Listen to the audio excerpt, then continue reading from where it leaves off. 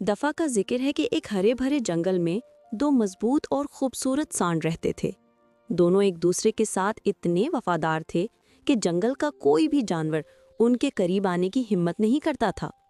वो हमेशा कंधे से कंधा मिलाकर चलते, एक दूसरे को हादसों से बचाते और मिलकर ही चारा चुनते। उनकी ये इत्तेहाद उनकी असली ताकत थी।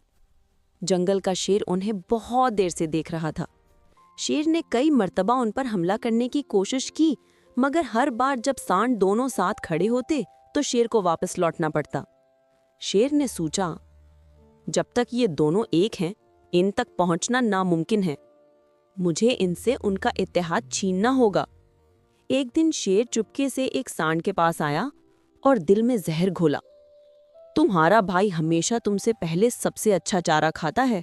कब तक तुम उसकी वजह से कम पर गुजारा करते रहोगे? फिर शेर दूसरे सांड के पास गया। तुम हमेशा अपने भाई की हिफाजत करते हो, लेकिन वो तुम्हारे लिए क्या करता है? वो तुम्हारी मजबूती का फायदा उठाता है। ये बातें संडों के दिमाग में ऐसी घुल गई जैसे कांच की कंचीली। धीरे धीरे उनके दरमियान शक और गुस्सा पैदा हो गया। जो भाइयों जैसी दोस्ती थी वो टूटने लगी।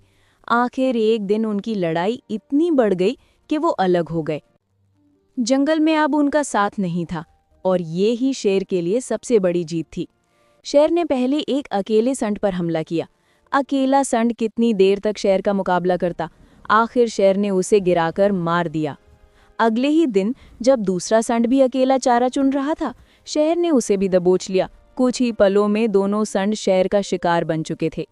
जंगल में खामोशी और अफसोस का साया छा गया। ये सब देखकर सब जानवरों ने एक सुनहरी सबक सीखा।